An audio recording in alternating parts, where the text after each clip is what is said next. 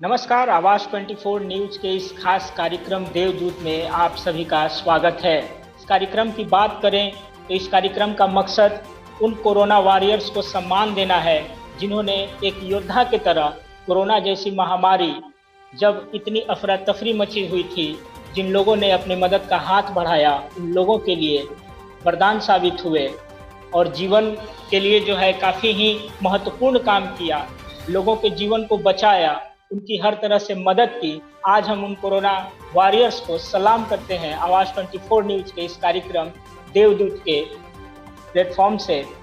और आज जो हमारे साथ अतिथि जुड़ने वाले हैं, आइए उन अतिथियों का हम आपसे परिचय कराएं, या यूं कहें कि वो आज हमारे सम्मान के पात्र हैं जिन्हें हम देवदूत का नाम दे रहे हैं। सबसे पहले इस देवदूत के एपिसोड में जो हमारे सम्मानित लोग आज जो हमसे जुड़ने वाले हैं, आपसे रूबरू होने वाले हैं, उनका मैं परिचय करा दूं। तो सबसे पहले पवन जी का हम स्वागत करेंगे इस कार्यक्रम में, जो बजरंग दल से जुड़े हुए हैं और कटिहार से बिलोंग करते हैं, और इन्होंने भी इस पैंडेमिक, इस महामारी में बढ़ चढ़कर एक योद्धा की तरह लोगों की मदद की। जी हाँ, राजा रवि जी, ये काफी मशहूर नाम है और काफी ही दिनों से, काफी वर्षों से ये समाज सेवा से जुड़े रहे हैं। और आज खुशी की बात है कि आवाज 24 न्यूज में राजा रवि जी सुपौल से जुड़ेंगे लाइव। एबीवीपी के ये सदस्य भी हैं और कोसी शिखर सम्मेलन के महानिदेशक भी हैं। तो रवि जी, राजा रवि जी का भी हम स्वागत करते हैं इस देवदूत कार्यक्रम में। हिना सईद जी हैं आज हमारे साथ, पूर्णिया से लाइव जुड़ेंगी। हिना सईद जी समाज सेवी हैं और काफी वर्षों से ये भी जो है समाज सेवा के क्षेत्र से जुड़ी हुई हैं, और इन्होंने भी लोगों की मदद की इस पैंडेमिक में। और एक नाम और है, आज के हमारे जो अतिथि हैं वो दीपू सिंह जी हैं, श्री राम सेवा संघ से हैं। श्री राम सेवा संघ की तरफ से भी काफी बड़े तादाद में लोगों की मदद की गई थी, चाहे वो रोटी की बात हो, दवाइयों की बात हो, ऑक्सीजन सिलेंडर्स की बात हो। हर तरीके से इन लोगों ने समाज में सामने आकर इस कोरोना जैसी पैंडेमिक महामारी में लोगों की मदद की। तो चलिए हम शुरुआत करते हैं आज के प्राइम डिबेट का। और सबसे पहले जो है, आप जो हमारे स्क्रीन पर देख पा रहे हैं, ये जो है राजा रवि जी हैं। राजा रवि जी, बहुत बहुत स्वागत है आवाज 24 न्यूज में। और इस कार्यक्रम का जो मकसद है, ये आप लोगों को सम्मान देना है, क्योंकि हम मानते हैं कि इस पैंडेमिक में जिस तरह से भागम भाग मची हुई थी, लोग जो है दवाइयों के लिए, अपने इलाज के लिए तरस रहे थे, तड़प रहे थे यूं कहे तो। उस समय में आप लोगों ने काफी बढ़ चढ़कर इस समाज में सामने आए और लोगों की मदद की। आपका स्वागत है कार्यक्रम में। सबसे पहले रवि जी, राजा रवि जी, हम जानना चाहेंगे इस पैंडेमिक की जो है आपकी किस तरह की अनुभव रही है, हमारे दर्शकों के साथ जरा आप शेयर करें। जी, सबसे पहले तो बहुत बहुत धन्यवाद आवाज 24 न्यूज का कि आप इतने बड़े महत्वपूर्ण मुद्दे के साथ सभी जनता के सामने हम सबों को लेकर के आ रहे हैं। एक बार पुनः आप सबों का बहुत बहुत धन्यवाद है, और इस वीडियो के माध्यम से जुड़ने वाले सभी व्यक्तियों का मैं स्वागत भी करता हूँ। आपने कहा कि मैं इस लॉकडाउन के दौरान जो हमारे सेवा कार्य का अनुभव था, मैं उसको साझा करूं। इसके पहले कई सारे कार्यक्रमों के दौरान हम सबों ने सेवा कार्य किया था, चाहे वह चमकी बुखार के दौरान मुजफ्फरपुर में रहना हो या पटना का जल जमाव हो, लेकिन कभी ऐसी विभत्स परिस्थितियों का सामना हमने नहीं किया। इसके पहले के दौर की बात अगर हम लोग करें, तो हम सबों के सामने संसाधनों की भरपूरता होती थी। हमारे सामने मेहनत करने का पूरा अपार संभावना उपस्थित होता था। हम सब पूरी तत्परता से वहां लगते थे और कहीं ना कहीं हमेशा एक अच्छे मुकाम तक अपने कार्यक्रम को लेकर के जाते थे। लेकिन इस कोरोना की त्रासदी में हमारे सामने एक ऐसा दृश्य निकल करके आया, जबकि हम 100% मेहनत कर रहे थे, तब भी शायद हमारा परिणाम 1% ही आ रहा था। मैं तो कहता हूं कि यह कोरोना की महामारी और यह सेवा कार्य शायद कई दिनों के बाद ऐसा हाल हुआ था कि जबकि सेवा में लगने वाले लोग भी इस बात को लेकर के बहुत अधिक चिंताग्रस्त थे। मैं स्वयं की बात बताता हूं, मैं कई रातों तक सो नहीं पाता था, यह सोच करके कि मेरी जो क्षमता सेवा करने की थी, मेरी जो क्षमता मदद करने की थी, मैं शायद उतनी मदद नहीं पहुंचा पा रहा। तो यह एक गम, एक टीस कहीं ना कहीं मन में जरूर है इस बात को लेकर के कि शायद समय रहते कुछ और दवाएं मिल जाती, समय रहते कुछ ऑक्सीजन का इंतजाम हो पाता, तो शायद कुछ जिंदगियां और बचाई जा सकती थी। लेकिन इस चीज के साथ साथ कहीं ना कहीं बहुत खुशी की बात भी है, बेहद सकारात्मक पहल भी हमारे सामने निकल करके आया कि समय रहते हमने जिन परिवारों तक ये सुविधा पहुंचा दी, वहां कई लोग आज खुशहाल हैं, कई जिंदगियां हमने बचा ली। और मुझे लगता है कि इससे बड़ा इनाम हम सबों के लिए और कुछ नहीं हो सकता। जी बिल्कुल रवि जी, हम मानते हैं कि आप भी इस युग के एक देवदूत हैं, जो कि आप लोगों के पास जो भी संसाधन था आप लोग उसको लेकर के सामने आए। इतनी बड़ी महामारी थी कि देश में अफरा तफरी मचना ये जो है स्वाभाविक बात थी, क्योंकि काफी बड़े तादाद में जो है संक्रमण बढ़ चुका था देश में। और अफरा तफरी चाहे हमारे स्वास्थ्य विभाग हो या मेडिकल की जो भी व्यवस्थाएं हो वो उस तरह से तैयार नहीं थी पूर्वरत। तो इस तरह की कोई पैंडेमिक आएगी तो हम इसका सामना किस तरह से करेंगे। रवि जी, आपको हम सम्मान दे रहे हैं इस कार्यक्रम के माध्यम से। आप जो कर रहे हैं लोग आपसे प्रेरणा ले, लोग आपसे सीखें, और हम चाहेंगे कि आप लोग इस काम को जो है निरंतर जारी रखें, अपनी सेवाओं को। जब भी कोई इस तरह की मुसीबत आती है हमारे देश और हमारे समाज में, आप बने रहे स्क्रीन पर। दीपू सिंह जी हैं श्री राम सेवा संघ से, हम स्वागत करते हैं इनका, कटिहार से लाइव जुड़े हुए हैं। और श्री राम सेवा संघ का भी काफी बड़ा योगदान रहा है। सर, आपको हम सम्मान देते हैं इस देवदूत के कार्यक्रम से। आप तमाम जो है श्री राम सेवा संघ के जो भी सदस्यगण हैं सबको हम सम्मान देते हैं। किस तरह का अनुभव रहा आप लोगों का इस पैंडेमिक में, और क्या सोच थी आप लोगों को समाज के प्रति? जय श्री राम, सभी को नमस्कार। मैं धन्यवाद करता हूं आपके चैनल को जो एक ऐसा मुद्दा उठाया। मुद्दा क्या था, अनुभव क्या रहेगा हम लोगों को, था ये कि एक अदृश्य दुश्मन से लड़ना है। जैसे कोई दिखाई देता है तो हम उसको देख लेते हैं, साइड कर देते हैं, इधर उधर उसको पकड़ के जो भी हो कर लेते हैं, लेकिन ये दिखाई नहीं देने वाला था। ये किसी के साथ हो सकता था, नो डाउट। जैसे मैं एक ई रिक्शा चलाता हूँ और हमने अपने ई रिक्शा से इस बार पिछली बार जो लॉकडाउन लगा था 56 दिन लगातार सेवा किया। खाना पानी जो भी हो, दूर दूर से लोग आए, रास्ता में रखना, खाना देना उनका। और इस टाइम जो था उससे ज्यादा डर था। डर इसलिए था कि इस बार संक्रमण ज्यादा था, ऑक्सीजन नहीं था। एक एक दवा ब्लैकमेलिंग में 50-50 हजार में लोग खरीदते थे। जिनके पास पैसा है खरीदते थे, जिनके पास नहीं है वो चले गए। खैर, पैसे वाले भी गए। लेकिन हम लोग का अनुभव यही रहा कि लड़ना था और जान बचाना था। और जान बचाए कैसे, तो निकले हम लोग घर से निकले। टीम हमारी पहले से तैयार थी, श्री राम सेवा संघ। हम लोग निकले वहां से, अपना खाना, सिलेंडर, ऑक्सीजन सबको पहुंचाया। वो यही है। बहुत अच्छी बात है। पूरे श्री राम सेवा संघ के जितने भी विंग हैं, सिर्फ कटिहार के ही नहीं, कई जिलों में यहाँ के जो जिस संगठन से जुड़े हुए लोग हैं वो बढ़ चढ़ कर समाज में हिस्सा लिए हैं, और इसके लिए आप लोग धन्यवाद के पात्र हैं। हम लोग जितना भी सम्मान दें ये कम ही होगा, लेकिन आवाज 24 न्यूज की एक छोटी सी ये प्रयास है कि कम से कम आप लोगों के अनुभव से समाज में इस तरह की पॉजिटिविटी और आगे बढ़े। अगर खुदा ना खास्ता इस तरह की सिचुएशन आती है तो आप जैसे और भी तमाम लोग समाज में सामने आए और हमारे समाज की संरचना को और भी मजबूत करें। आप लोग स्क्रीन पर बने रहे सर। आज जो हमारे गेस्ट हैं इनमें हिना शहीद जी हैं। हिना शहीद जी महिला होते हुए भी इन्होंने काफी ऐसे काम किए हैं जो समाज के लिए काफी बड़ी बात है। इनका भी समाज में योगदान काफी रहा है। हिना शहीद जी, हम भी आपसे जानना चाहते हैं कि आपका जो एक्सपीरियंस रहा है इस कोरोना काल में ये किस तरह का रहा है, और अपने अनुभव को हमारे दर्शकों के साथ शेयर करें। आप हमारे लिए आज देवदूत हैं। Thank you. बस यही है कि पिछले बार से ज्यादा इस बार कोरोना में ज्यादा लोगों की मौत हुई, और हम लोगों से जितना हो सका हम लोगों ने किया। हमने रविंदर जी ने साथ खाना देना हो, दूध पहुंचाना हो बच्चों को, या दवा देना हो, ऑक्सीजन सिलेंडर दिया खरीद कर हमने। आप हिना महामारी जी, था अगर तो हर कोई जी इंजेक्शन मैं जानना चाहूँ कि अवेलेबल करा के, आप क्योंकि इंजेक्शन ऐसे नहीं मिल रहा था, वो सिविल सर्जन के बोलने पे, वो लिख कर देने पे ही मिलता था, क्योंकि इतना ब्लैक में सब चीज हो रहा था। लेकिन फिर भी हम लोग अपने जान से पूरी कोशिश की, मतलब कि हर लोगों जो भी दिख रहे थे कि उनकी मदद करनी है तो करनी है, वो जैसे भी करना है। तो बस इसी सब में हम लोगों ने थोड़ा बढ़ चढ़ के किया। और बाकी लोगों का, मतलब किसी को खाना देना हो, कपड़ा देना हो, कोई 2-3 ऐसी बॉडी थी जिसका कोई अंतिम संस्कार नहीं करने वाला था, उसका अंतिम संस्कार हमने और रविंदर शाह जो हैं मिलकर हम लोगों ने उन लोग का अंतिम संस्कार कराया। फिर 1-2 लोग हम लोग को रोड के किनारे भी मिले, उसको उठा कर लेकर आए हॉस्पिटल इसी कोरोना काल में, उनका इलाज कराया। फिर वो नहीं बच पाए, उनका अंतिम संस्कार कराया। कोई भी उस टाइम उतना लोग आगे नहीं आ रहे थे डर से, लेकिन हम लोग निकल के हर लोगों की सोचा कि हर की मदद की जाए। जहाँ तक हो जी, हम लोग से। मैं जानना चाहता हूँ, हमारे दर्शक जानना चाहते हैं, हिना जी आपका जो है आप किस पेशे से जुड़ी हुई हैं?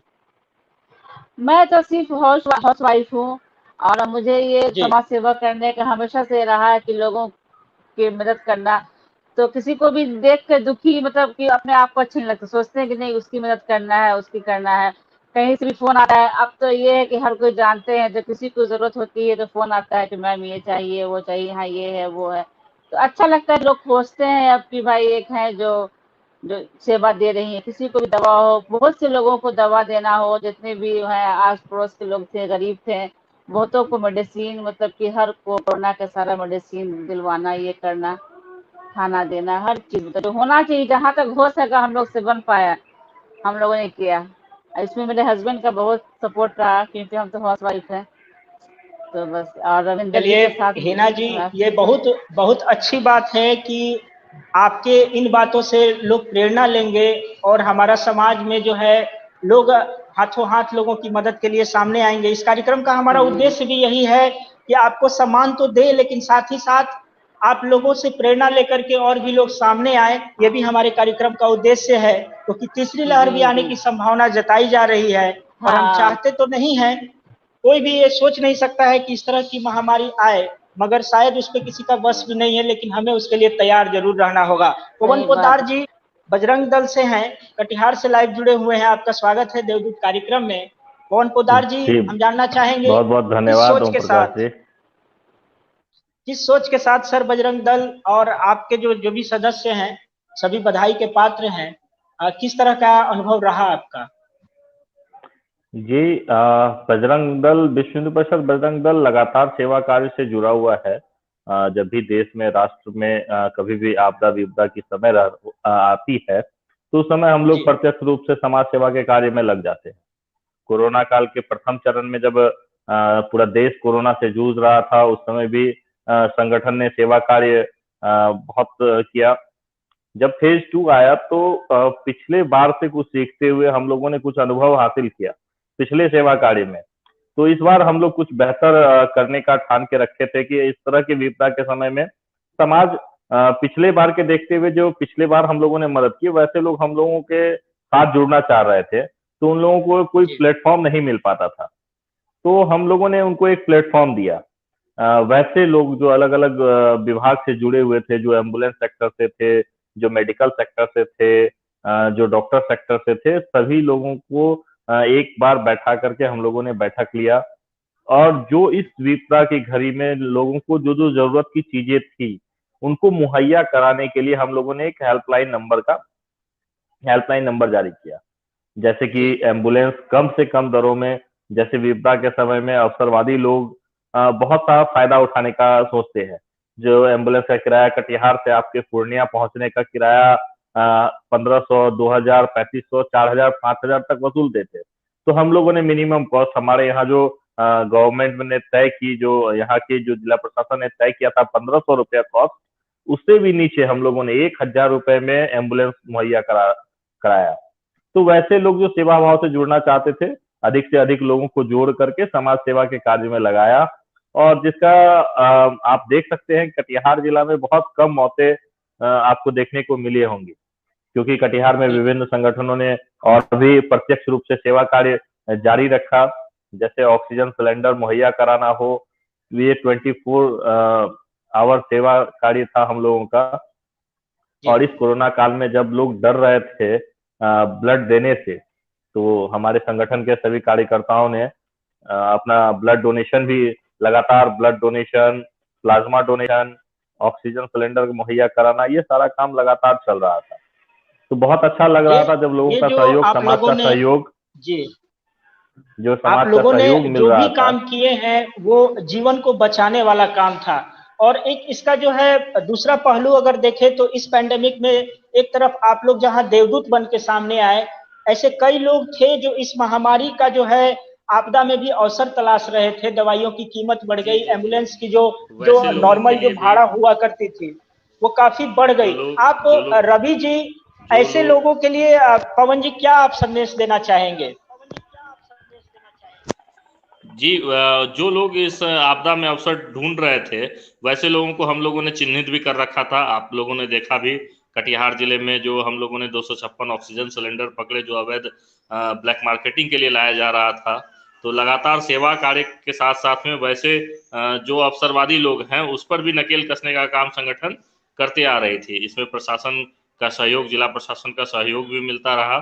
जो वैसे जी अवसरवादी लोगों को पकड़ करके जो भी कोरोना की दवाइयाँ ब्लैक मार्केटिंग कर रहे थे, उन लोगों पर भी ज़्यादा से ज़्यादा शिकंजा कसा गया।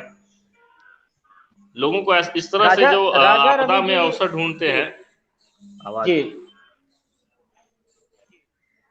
जी पवन जी, राजा राजा रवि जी, आप क्या आपको लगता है कि आपके जो एरिया में, जो सुपौल सहरसा का जो एरिया रहा है, उसमें भी इस तरह की जी काफी कठिनाइयां आ रही होंगी? दवाइयों का ब्लैक मार्केटिंग हो गया, ऑक्सीजन सिलेंडर नहीं मिल पाना, और ये जो एम्बुलेंस की जो भाड़ा है, क्या आप लोगों ने मदद तो की लोगों की, लेकिन क्या इस तरह की चीजों में भी आपको क्या लगा, किस तरह के हालात थे उस समय? देखिए, एक सबसे पुरानी पंक्ति, मेरी बहुत प्रिय पंक्ति हिंदी कविता की, बार बार दोहराती जाती रही है कि सबके जी सम्मुख प्रश्न खड़ा है, देश बड़ा या स्वार्थ बड़ा है। तो ये काफी साधारण सा प्रश्न है, लेकिन यह प्रश्न मुझे लगता है कि एक व्यक्ति को अपनी अंतरात्मा से, अपने जमीर से पूछना चाहिए। और जिस व्यक्ति का जमीर मर जाता है, उसके बाद ऐसे सवाल में कोई औचित्य नहीं बचता। लेकिन जिस व्यक्ति ने यह सोचा कि नहीं, मेरे से पहले मेरा देश आता है, मेरे देशवासी आते हैं, उन सब लोगों ने अपनी जान पर खेलकर भी लोगों की मदद पहुंचाई। हम सब अपने सेवा कार्य की शुरुआत करें तो उसकी शुरुआत इंफॉर्मेशन से, यानी कि जानकारी पहुंचाने से की गई थी। हमारा एक ग्रुप था जी व्हाट्सएप के ऊपर, और हम सब ने सिर्फ इस चीज को लेकर के शुरुआत की कि यदि समय रहते लोगों के पास सटीक जानकारी पहुंच जाए तो शायद कई जिंदगियां बच सकती हैं। इसमें कई तरह की जानकारियां हम लोग मुहैया करवा रहे थे, मसलन कि किस हॉस्पिटल में कौन सा बेड खाली है। अगर समय रहते बेड की जानकारी मिल गई तो पेशेंट सही टाइम पर पहुंचा, पेशेंट बच गया। उसके अलावा जब अलग अलग दवाएं, जब कालाबाजारी शुरू हुई थी, तो सरकार ने बहुत आवश्यक और कड़े निर्देश जारी किए। लेकिन समस्या क्या होती है कि सरकार के निर्देश आ जाते हैं, लेकिन उसको इम्प्लीमेंट करने वाली बॉडी जो होती है, उसमें ढीलापन आ जाता है। तो अगर आप वहां शिकंजा कस देते हैं, अगर आप लोगों को वहां जागरूक कर देते हैं, तो कहीं ना कहीं जनता की जागरूकता के साथ ही सरकार की प्रतिबद्धता बढ़ जाती है। इस बात को जानने और मानने की आवश्यकता है। तो जब जब जनता बिल्कुल। जागरूक होती है तो सिस्टम खुद ब खुद दुरुस्त होना शुरू हो जाता है। इन सब के अलावा आपने सेवा कार्य के बारे में इसके पहले पूछा था, मैं उसमें बहुत कुछ ज्यादा बता नहीं पाया। तो जी जो कुछ भी हमारे सामने दृश्य निकल करके आ रहे थे, तो जो कुछ भी कमियां जहां कहीं थी, हम वो सब कुछ मुहैया करवा रहे थे। और इन सब के बीच हमने एक बहुत बड़ी कमी देखी, वह ये कि जो लोग हॉस्पिटल्स में हैं, उनके पास तो फिर भी सुविधाएं पहुंच जा रही हैं, लेकिन न बिल्कुल। जाने ऐसे कितने लोग थे जो कि होम क्वारंटाइन में थे, और उन तक 2 वक्त का भोजन तक ठीक से नहीं पहुंच पा रहा था। वो लोग खाना बना पाने में असमर्थ थे। और हमारी एक बड़ी टीम बहुत पहले से चल आ रही थी, उसमें हमारे साथी युवराज था, सबसे छोटा साथी था। लेकिन अपरिहार्य कारणों से इस कोरोना काल में, कोरोना से तो नहीं लेकिन एक दूसरी परेशानी से उसकी मृत्यु हो गई। हमने अपना सबसे अच्छा साथी युवराज खो दिया। तो हमें लगा कि नहीं, युवराज अपनी जिस नेकी के लिए जाना जाता है, वह अपनी जिस अच्छाई के लिए जाना जाता है, मरने के बाद भी वह अपनी उसी अच्छाई के लिए नाम से जाना जाए।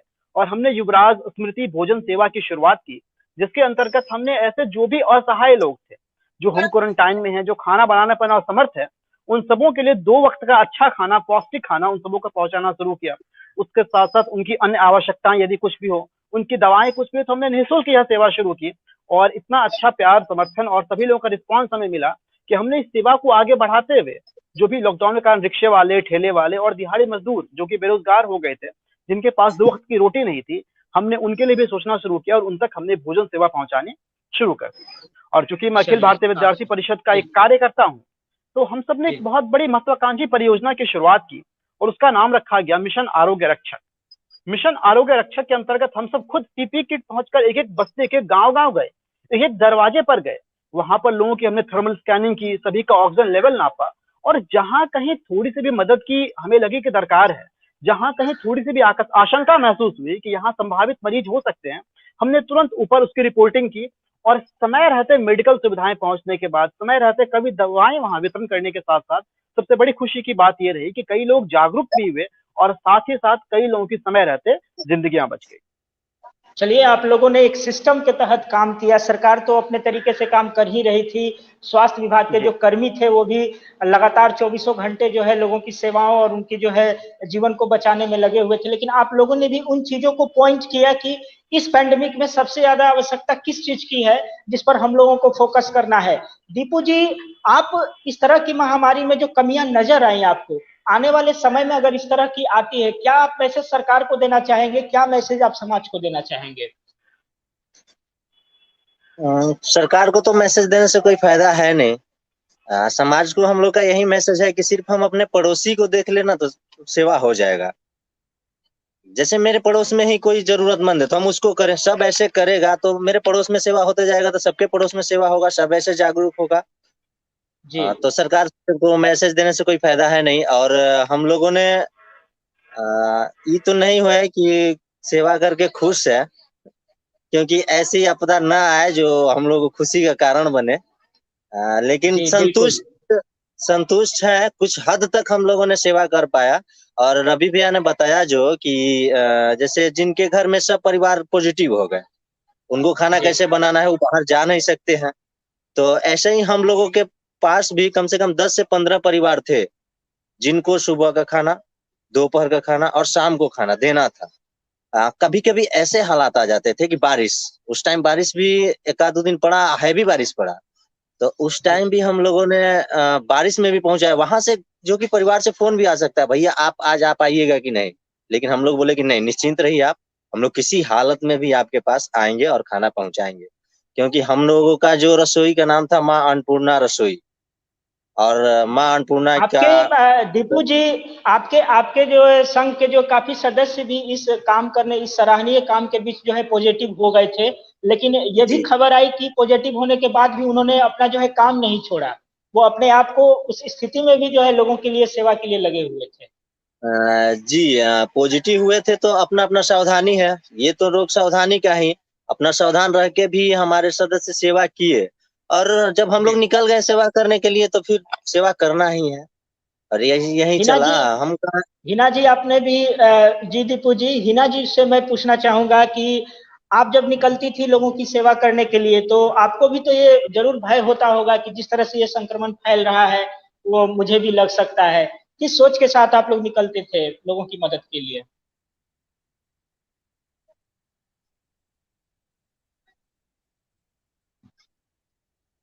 हिना जी, आपकी आवाज नहीं आ पा रही है, हम तक नहीं पहुंच पा रही है। हाँ हाँ, हेलो, जी आई अब आ रही जी है। जी जी, बोले आ कि रही है, हम भी बोलिए। कोरोना पॉजिटिव हो चुके थे, तो जी लेकिन फिर भी जितना काम करना था तो वो किया। मास्क बांटते थे हम लोग, जाके सैनिटाइजर बांटते थे, पीपी किट हुआ या फेस शील्ड हुआ, और लोगों को जागरूक करते थे। फिर हमको भी कोरोना हो गया तो फिर कुछ दिन घर पे रहे, फिर मैंने वैक्सीन भी लिया, तो फिर तो खैर ठीक हो गया। तो फिर भी अपना हम लोग सेवा देते ही रहे, और सब लोग को जागरूक करते ना, भाई आप मास्क लगाइए, जो रास्ते में मिल रहे हैं भाई मास्क लगाइए, सब पर मास्क हटा हुआ है।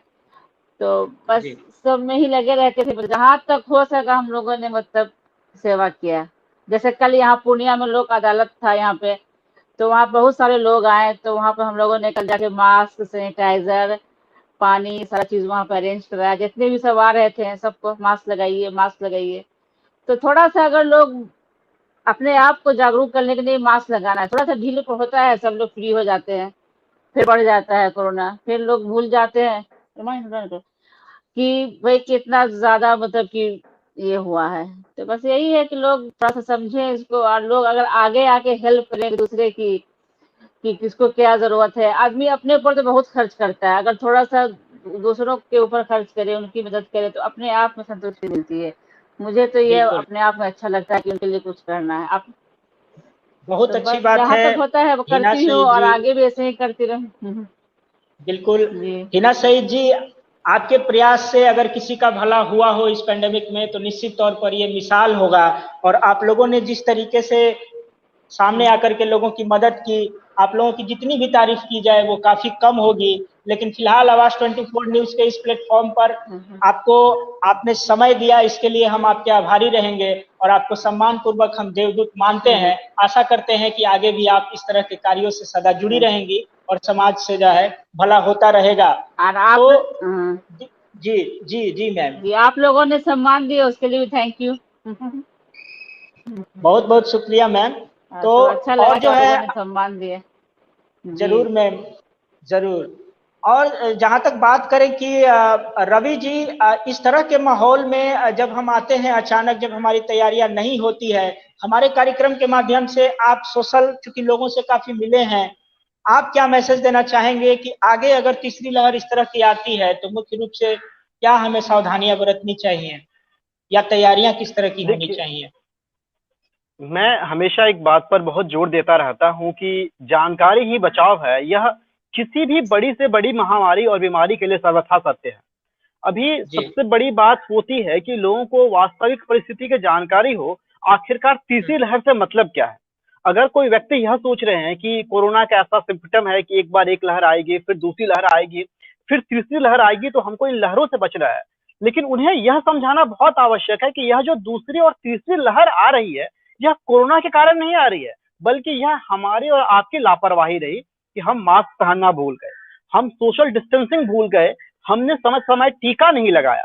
और अभी देखिए, लोग जो टीकाकरण में ढिलाई बरत रहे हैं, जिनने टीका लिया वो तो बहुत अच्छा काम कर रहे हैं, लेकिन जिन्होंने टीका नहीं लिया, एक साइंटिफिक रिसर्च इसके ऊपर आया है कि वो एक तरह से नए प्रकार के वेरिएंट्स को जन्म देने की एक प्रयोगशाला, उन्हें ऐसा ही नाम दिया गया वैज्ञानिकों के द्वारा कि जो लोग टीका नहीं ले जी। रहे हैं वो सिर्फ न सिर्फ खुद के स्वास्थ्य को बल्कि गैरों के स्वास्थ्य को भी खतरे में डाल रहे हैं, और उनके कारण ही लगातार नए वेरिएंट्स अभी स्वास्थ्य परेशानियां आ रही हैं। तो उन्हें यह समझना होगा कि यह दूसरी तीसरी लहर कहीं और से नहीं आती है, बल्कि हम सबों की एक्टिविटीज के कारण ही आती है। तो मैं बस इतना ही कहना जी। चाहूंगा कि स्वास्थ्य समय सब लोग टीका लगवाएं और तब तक सभी मानकों का अनुपालन करें। और दीपू जी ने एक बहुत अच्छी बात कही, मैं वही बात से अपनी बात को समाप्त करना चाहूंगा कि यदि हर एक व्यक्ति एक दो लोगों की भी जिम्मेदारी लेना शुरू कर दे, तो अपने आप में मुझे लगता है कि पूरे देश के भीतर एक क्रांति आ जाएगी। समाज में दो वर्ग होते हैं, एक ऐसा वर्ग जिनके पास संसाधन है, एक वह जिनके पास संसाधन नहीं है। एक जिनके पास जानकारी है, एक जिनके पास जानकारी नहीं है। तो जिन किसी के पास संसाधन है, जिसके पास जानकारी है, वो बस अपना एक ही दायित्व समझे कि जिनके पास इन चीजों का अभाव है, उनके पास हम चीजों की प्रतिपूर्ति करें। बस इसी उम्मीद के साथ, इसी सोच के साथ एक बार पुनः आपका भी बहुत बहुत धन्यवाद, और इस वीडियो के माध्यम से जुड़ने वाले सभी व्यक्तियों का बहुत बहुत आभार। बहुत बहुत शुक्रिया राजा रवि जी, आप हमारे लिए इस कार्यक्रम में देवदूत हैं, हम आपका सम्मान करते हैं और हम चाहते हैं कि आपकी हर बातों को जो है समाज के लोग जो है गंभीरता से लें, उससे समझें और उसका जो है पालन करें, क्योंकि हर व्यक्ति का समाज में उतना ही योगदान होता है, क्योंकि एक एक व्यक्ति के योगदान से ही पूरा देश जो है खड़ा होता है। और हमारी और आपकी सावधानियां ही इस देश को बचा सकती है इस तरह की पैंडेमिक से। और पवन पोदार जी, अंत में आप अपने तरीके से क्या लोगों को जो है संदेश देना चाहेंगे? अपने ऑडियो को सर जरा सा आप ऑन कर लें। जी। समाज के सभी वर्ग के लोगों को बस एक ही सलाह है मेरे तरफ से कि हम लोग जो मास्क पहन रहे हैं, मास्क सिर्फ फाइन के डर से नहीं, कोरोना से बचने के लिए पहने। जब ये हमारे समाज में जो शिक्षित वर्ग है और जो अशिक्षित वर्ग है, जिनके यहाँ जानकारी का अभाव है, वे सभी लोगों से यही निवेदन है, आग्रह है कि मास्क का उपयोग करें। कोरोना वैक्सीन जो सरकार अपने अथक प्रयास से एनजीओ के माध्यम से जगह जगह शिविर लगा करके वैक्सीनेशन कर रहे हैं, उसमें अधिक से अधिक प्रयास कर समाज को जागरूक कर लोगों को वैक्सीन दिलवाने का कार्य करें। जो लोग जिन लोगों के पास में समय है और जो लोग अशिक्षित है, जिनको जानकारी नहीं है, उनको थोड़ा जानकारी दे करके आगे बढ़ा करके वैक्सीनेशन प्रॉपर वे में सभी नागरिकों को वैक्सीन लगना अनिवार्य है। और इसको सुनिश्चित करना सिर्फ सरकार की नहीं, हम समाज से भी, हमें सभी जनता का भी जिम्मेदारी बनता है।